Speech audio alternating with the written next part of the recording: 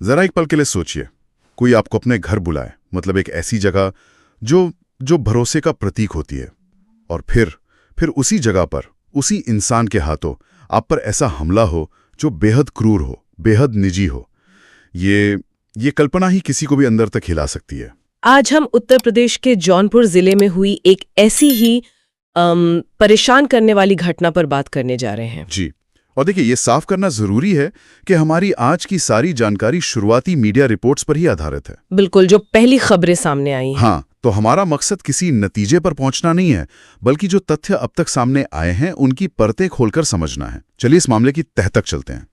तो सबसे पहले असल में हुआ क्या? कहानी है जौनपुर के सरपता इलाके के गांव की।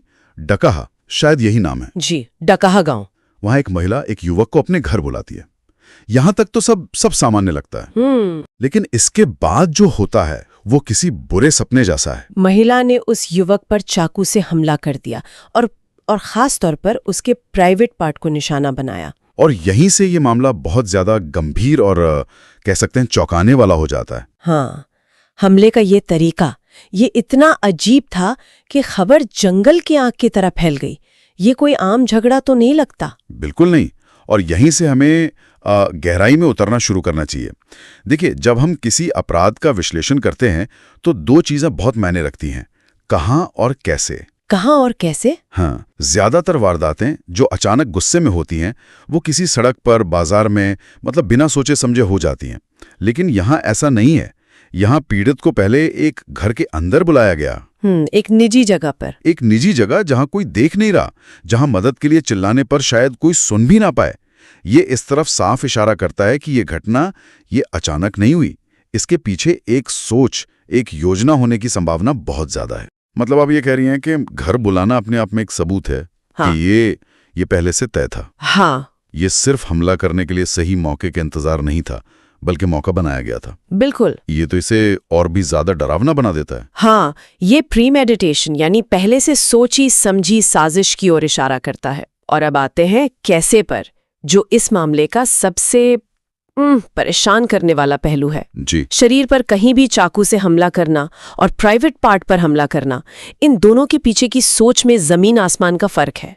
मनोविज्ञान में इस तरह के हमलों को अक्सर प्रतीकात्मक हिंसा या सिंबॉलिक वायलेंस कहा जाता है। प्रतीकात्मक हिंसा? जी। ये क्या होता है? इसका मतलब है कि हमलावर का मकसद सिर्फ शारीरिक चोट पहुंचाना नहीं है, वो पीड़ित की पहचान, उसके सम्मान पर, उसके पुरुषत्व पर हमला कर रही है। ये एक बहुत गहरा संदेश देने की कोशिश है। अच्छा। ये बताता है कि मुद्दा शायद पैसे या जमीन का नहीं, बल्कि कुछ बेहद निजी है। अक्सर इस तरह के हमले किसी गहरे विश्वासघात, यौनिक अपमान या ऐसी ही किसी भावना की प्रतिक्रिया होते हैं। बाप रे। तो वो बदला भी उसी स्तर पर लेना चाहता है। ये सिर्फ एक शारीरिक हमला नहीं, ये एक तरह से पीड़ित को मनोवैज्ञानिक रूप से तबाह करने की कोशिश है। ये तो पूरी तरह से नजरिए को ही बदल देता है। मतलब ये कि हम एक साधारण अपराध की रिपोर्ट नहीं पढ़ रहे हैं, हम किसी बहुत ही दर्दनाक और उलझी हुई कहानी के आखिरी हिंसक अध्याय को देख रहे हैं। बिल्कुल, जिसका पहला हिस्सा अभी तक गायब है। हाँ, और इस तरह के क्रूर हमले के बाद मेरे मन में पहला सवाल यही आ रहा है कि उस युवक का क्या हुआ, मतलब उसकी हालत कैसी थी। रिपोर्ट्स में जो शब्द इस्तेमाल हुए हैं वो बहुत गंभीर हैं, गंभीर रूप से घायल और हालत नाजुक। गांव के लोग जब उसे लेके पास के अस्पताल भागे तो वहां डॉक्टरों के हाथ पांव फूल गए होंगे। जाहिर है। चोटें इतनी ज्यादा थीं कि उन्होंने उसे फौरन वाराणसी के एक बड़े ट्रॉमा सेंटर के लिए रेफर कर दिया।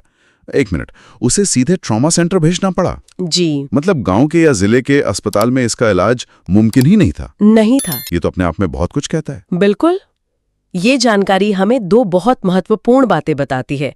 पहली, चोटों की भयावहता। ट्रॉमा सेंटर कोई सामान्य अस्पताल नहीं होता।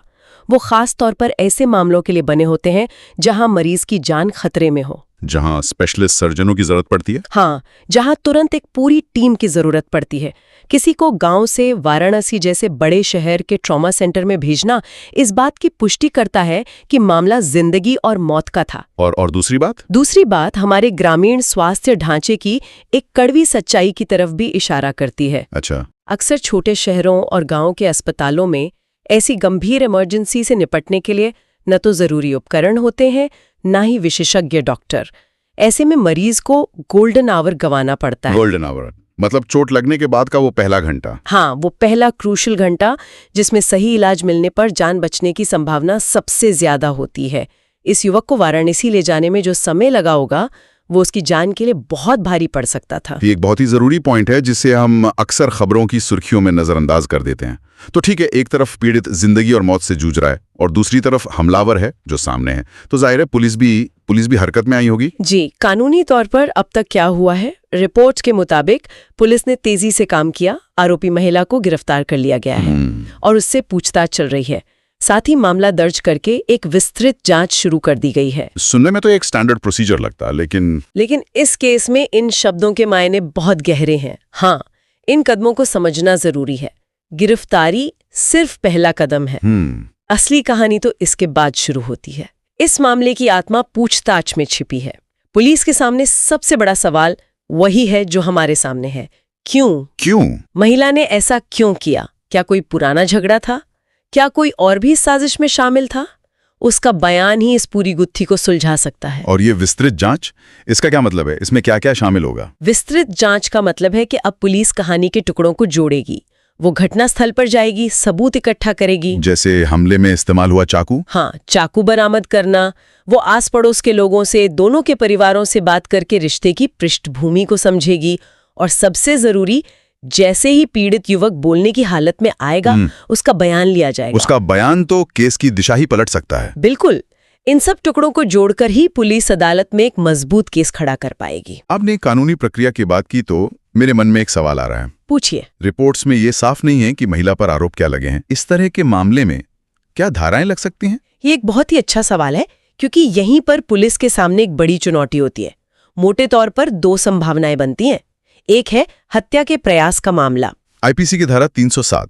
जी, धारा 307। और दूसरा है गंभीर चोट पहुंचाने का मामला, यानी धारा 326। और इन दोनों में क्या फर्क है? सुनने में तो दोनों ही बहुत गंभीर लगते हैं। फर्क बहुत बड़ा है और ये पूरी तरह से इरादे या नियत पर टिका होता है। अच्छा। धारा 307 लगाने के लिए पुलिस को यह साबित करना होगा कि हमलावर का इरादा साफ तौर पर जान लेने का ही था। इसमें सजा बहुत सख्त है, उम्र कैद तक हो सकती है। वहीं धारा 326 का मतलब है कि इरादा शायद जान लेने का न हो, लेकिन ऐसी चोट पहुंचाने का था जिससे शरीर को स्थायी नुकसान हो सकता है। तो मतलब पुलिस अभी ये तय करेगी कि हमलावर का असली इरादा क्या लगता है। बिल्कुल। चोटों की प्रकृति, डॉक्टर की रिपोर्ट और शुरुआती बयानों के आधार पर ये एक बहुत ही बारीक लाइन है। अच्छा, तो मतलब पुलिस को सिर्फ ये साबित नहीं करना कि हमला हुआ, बल्कि ये भी साबित करना है कि हमलावर के दिमाग में क्या चल रहा था। हाँ, ये तो बहुत मुश्किल काम है। बेहद मुश्किल, और इसीलिए पूछताछ और सबूत इतने जरूरी हो जाते हैं। ठीक है, तो अगर हम अब तक की सारी जानकारी को एक साथ रखें तो तस्वीर कुछ ऐसी बनती है। हमें पता है हमला किसने किया, किस पर किया, कहाँ किया और कैसे किया। हमने ये भी समझा कि यह हमला शायद सोचा समझा और सांकेतिक था, लेकिन ये सब हमें एक ही जगह पर वापस ले आता है, उस एक बड़े सवाल पर, आखिर ऐसा हुआ क्यों? मकसद अभी भी पूरी तरह से एक रहस्य है। बिल्कुल, और यही वो पॉइंट है जहां शुरुआती रिपोर्टें खत्म हो जाती हैं और असली जांच शुरू होती है। हम हवा में अटकलों का महल तो बना सकते हैं। क्या ये प्रेम प्रसंग में धोखे का मामला था? क्या ये किसी शोषण का बदला था? या कोई पैसों का विवाद था जो बहुत बिगड़ गया? हाँ, लेकिन जब तक पुलिस की जांच से या महिला के बयान से कुछ ठोस सामने नहीं आता, ये सब सिर्फ अंदाजे हैं। और क्या सवाल हैं जो अभी भी बाकी हैं? कई जरूरी सवाल हैं। सबसे पहला और सबसे मानवीय सवाल, उस युवक की अब हालत कैसी है? क्या वो खतरे से बाहर है? क्या वो बयान देने की स्थिति में है? जी। दूसरा, जैसा हमने अभी चर्चा की, पुलिस ने आखिरकार कौन सी धाराएं लगाई हैं? और तीसरा, क्या इस कहानी में कोई और भी किरदार है जिसके बारे में हम अभी नहीं जानते? क्या महिला ने यह सब अकेले किया? हाँ, इन सवालों के जवाब के बिना ये कहानी एक सनसनीखेज खबर तो है, लेकिन एक पूरी तस्वीर नहीं है। तो कुल मिला के हमारे पास एक पहेली है जिसके किनारे तो बने हुए हैं, लेकिन बीच के सारे टुकड़े गायब हैं। एक गांव में हुआ एक क्रूर और शायद सोचा समझा हमला। एक नौजवान जो अस्पताल में अपनी जिंदगी के लिए लड़ रहा है। एक गिरफ्तार महिला जिसकी खामोशी के पीछे एक गहरा राज छिपा है। और इन सबके ऊपर मकसद का एक घना कोहरा। हाँ, और ये हमें एक बहुत ही जरूरी बात सिखाता है। अक्सर ऐसी घटनाओं की शुरुआती रिपोर्ट हमें क्या और कैसे तो बहुत सनसनीखेज तरीके से बता देती हैं, लेकिन असली कहानी, हाँ, असली कहानी यानी क्यों, वो पुलिस की जांच और अदालती कार्रवाई के बाद ही धीरे धीरे सामने आती है। ये हमें सोचने पर मजबूर करता है कि ऐसी सुर्खियों के पीछे असल में कौन सी मानवीय कहानियां, कौन से दर्द और कौन सी भावनाएं छिपी होती हैं, जिन्हें समझने में वक्त लगता है। बिल्कुल, असल सवाल ये नहीं है कि क्या हुआ, बल्कि ये है कि ऐसा क्या हुआ कि एक इंसान दूसरे इंसान के साथ ऐसा करने पर मजबूर हो गया। और इस सवाल का जवाब हमें शायद आने वाले वक्त में मिले।